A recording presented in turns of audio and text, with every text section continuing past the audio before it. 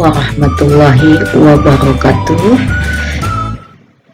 Alhamdulillahirabbil alamin. Senantiasa kita bersyukur atas setiap anugerah yang kita terima. Salawat dan salam kepada junjungan Nabi besar Muhammad sallallahu alaihi wasallam. Baiklah anak-anak ibu sekalian, kita akan mempelajari PPKN bab ke-6 ini. Pada bab ini kalian akan diajak untuk memahami ruang lingkup materi tentang pembelaan negara.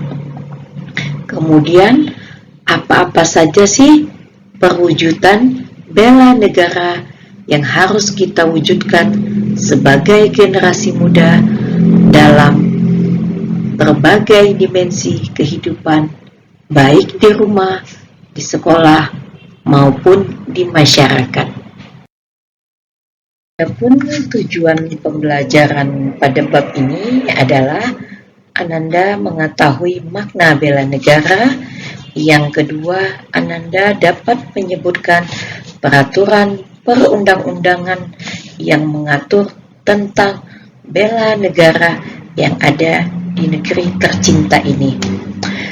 Atas berkat rahmat Tuhan yang Maha Kuasa, bangsa Indonesia dapat memproklamasikan kemerdekaannya.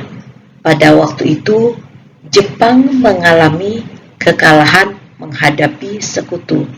Sementara itu, sekutu belum datang ke wilayah Indonesia, maka para pendiri negara, termasuk kaum muda, menggunakan kesempatan tersebut untuk segera memproklamasikan kemerdekaan bangsa Indonesia. Kemerdekaan bangsa Indonesia yang telah kita raih tentu saja bukanlah hadiah atau pemberian dari kaum penjajah, namun sebagai hasil perjuangan bangsa Indonesia. Selama 3,5 abad bangsa Indonesia dijajah oleh kolonial Belanda, ditambah lagi 3,5 tahun dijajah oleh bangsa Jepang. Maka selama itu pula perjuangan rakyat Indonesia dalam mengusir penjajah untuk membela bangsa dan negaranya. Tak terhitung pengorbanan rakyat Indonesia yang berupa harta, benda, bahkan jiwa dan raga mereka sekalipun demi tegaknya kesatuan Republik Indonesia. Namun pengorbanan para pendiri negara terdahulu harus kita hargai dengan cara mengisi kemerdekaan ini sesuai dengan kemampuan kita masing-masing.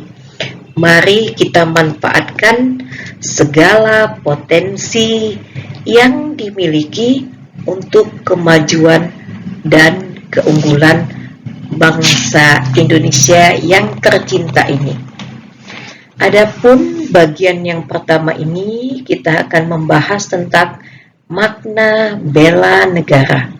Bela negara adalah sikap dan perilaku warga negara yang dijiwai oleh kecintaannya kepada negaranya yang berdasarkan Pancasila dan Undang-Undang Dasar Negara Republik Indonesia tahun 1945 dalam menjamin kelangsungan hidup bangsa dan negara.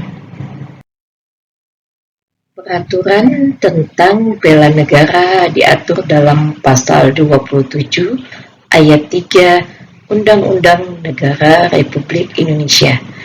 Membela negara selain sebagai hak dan kewajiban warga negara Indonesia, juga merupakan kehormatan bagi warga negara Indonesia untuk membela negara dengan mengerahkan segala kemampuan yang kita miliki dengan secara tekad dan ikhlas serta pengorbanan, sehingga negara Indonesia ini menjadi negara yang memiliki harkat dan derajat di mata bangsa dan negara di internasional. Membela sebuah negara bukan hanya tugas dan tanggung jawab dari pihak keamanan, baik itu TNI maupun kepolisian, tetapi juga merupakan hak dan kewajiban seluruh warga negara di Indonesia ini.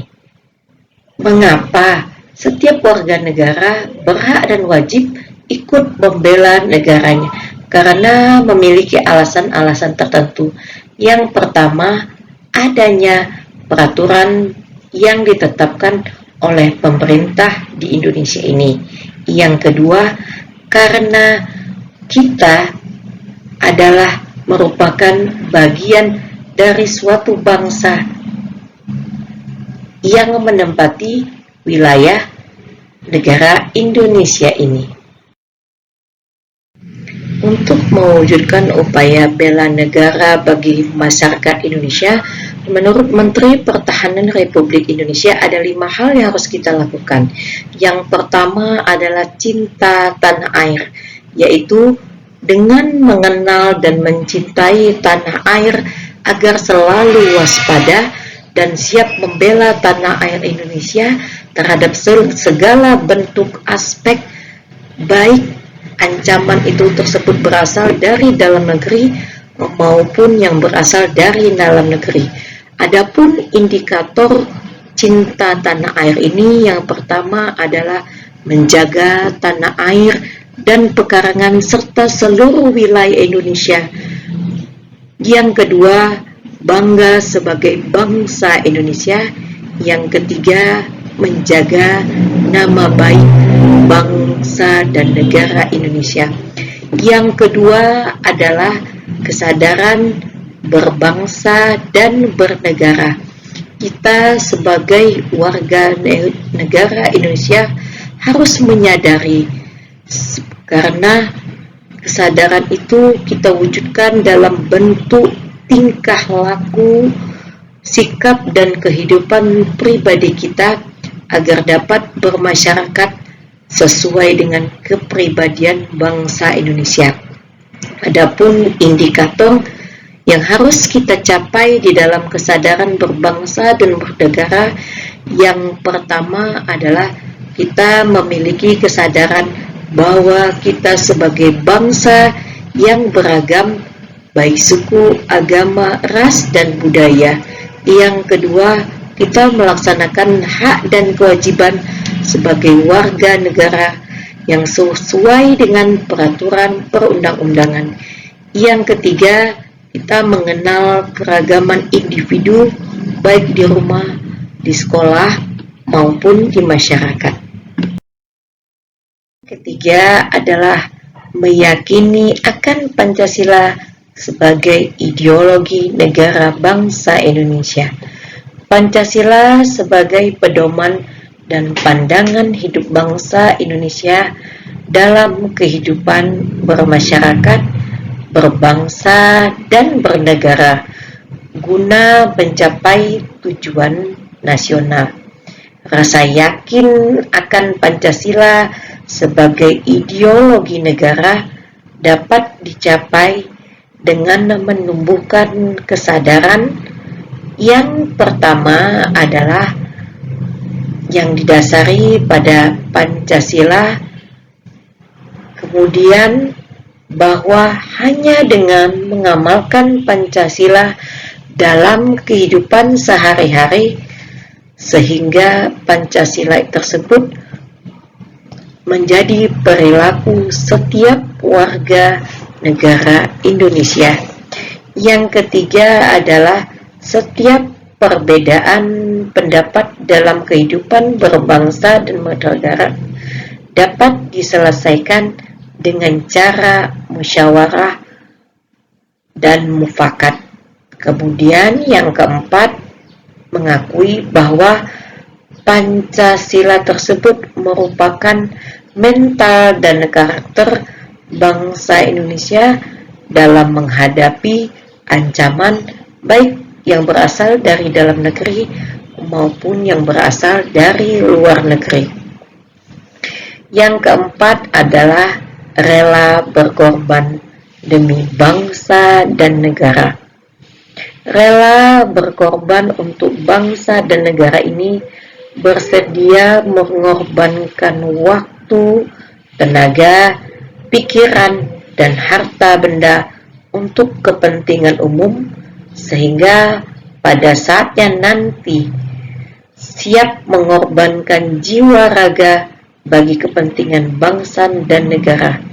Adapun indikator rela berkorban ini, yang pertama adalah siap membela bangsa dan negara dari berbagai ancaman. Yang kedua, bersedia mengorbankan waktu, tenaga, dan pikiran.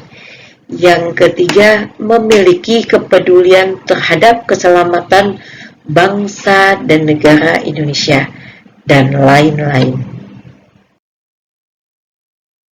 Adapun nilai bela negara yang kelima adalah memiliki kemampuan awal bela diri. Generasi muda harus memiliki kecerdasan intelektual, kemampuan jasmani dan rohani untuk mengisi kemerdekaan negara Indonesia, sehingga kita sebagai generasi pemuda mampu meneruskan nilai-nilai Sumpah Pemuda yang telah diwariskan kepada generasi muda sampai sekarang ini.